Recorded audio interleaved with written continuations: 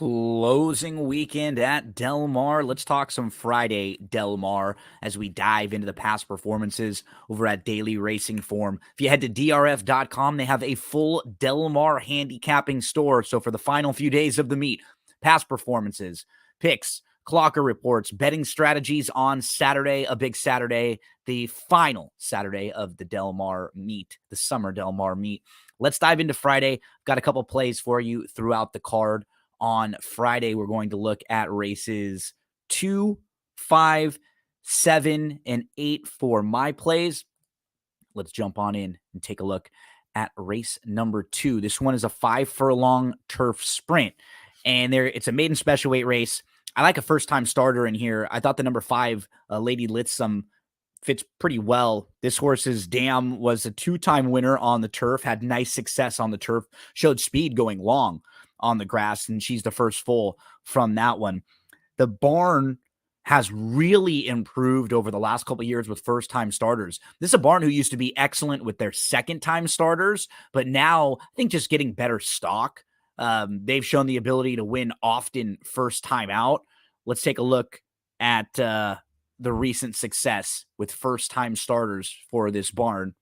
And you can see this is a 5-year sample size. So they've been 11% over the last 5 years. If we want to customize it to just the last year, we can see they've done even better. I think we're in like the 4 for the last 15 range, 9 for 57 over the last year. And if you look at the recent runners, they've had, good success. Sushi Sticks, Julia's Dream, who we're going to see come back this weekend, Blue Eyed George, Endlessly. Certainly capable winning with the right type of first timer who's ready to rock and roll. I think the 5 should offer us some nice value. Steady tab in a race where it doesn't feel like there are any monsters in here. I thought Soho's a little bit intriguing, but the reason why I lean towards the other was just the barn success with first time starters has been much better as of late and should probably offer you better value. Sadler's just won for the last 29 with first timers over the last year. To look at race number 2, the 5 horse we'll use in all early exotics. If we can get anything over 5-1, I think that's worthy of a win wager there. Move into the 5th race. In this one, I'm going to look at the number 6 in here. This is Hot Thirst Trap. The debut race, she was in a race where the winner went wire to wire. So there was no passing in that race. She had a slow start. And this barn's another one who's not been very good recently with first-time starters. Phil D'Amato, they win everything, win tons of races at all levels. But look at how they've been with their first-time starters over the last year. Not very successful. Just won for the last 26. Then flip this to second-time starters. So we'll move from first-timers to second-time starters. 8 for 39, 21%. So much better. That's what we're going to get from Hot Thirst Trap, who's going to be stretching out for career start number 2, bred beautifully. The dam was a multiple stakes winner against Calbreds. Really solid on the turf, unusual hottie. 5 of the, I think, 6 turf wins. And 5 of them were going long on the turf. Expecting improvement from Hot Thirst Trap, the number 6, 12-1 on the morning line. Let's move to race number 7 as we'll go a mile on the turf in here.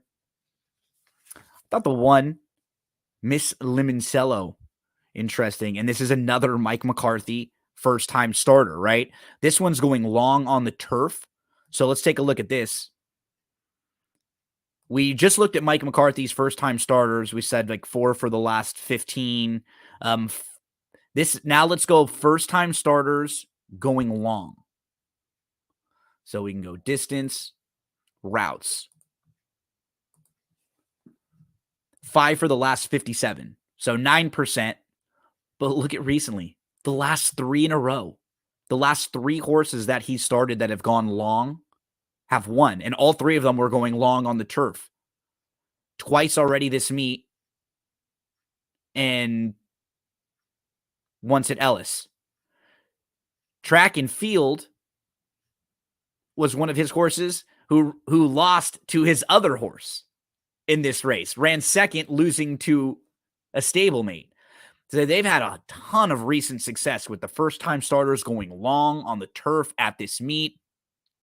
The Dam only had one career race, but he's a half-sibling to a horse named Fire at Will, who was a multiple graded stakes winner who won the Breeders' Cup Juvenile Turf at 30-1. So there's definitely some pedigree here. Barnes had some good success recently. This horse is live with Hernandez jumping aboard from the rail. The one major player in here, the 5 Pink Whitney, had some serious trouble last time out. I'm expecting her to run a big race also. And let's get to race number 8. One more horse I wanted to look at in here is Mediha, who I really think should enjoy this cutback. This is a filly who was going long on the turf last time out, was like 60-1 in a stakes race, and she ran really well down on the inside. She was kind of pulling. She really wanted to go. Now she cuts back to 6.5 on the dirt. She can pass horses too, but she has a nice tracking style and some positional speed to where she should be right in the mix.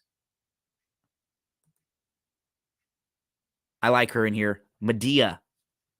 She is the number 8 in race number 8, and she's 8-1 on the morning line, as Vin Scully would say. The 8s are wild here in race 8 on Friday at Del Mar. There's a look at some plays. Remember, 6 o'clock p.m. Eastern time for your first post, 3 o'clock p.m. local time at Del Mar. Closing weekend at Del Mar. We'll have some plays and some thoughts on the Friday, Saturday, and Sunday races coming up this weekend. Good luck.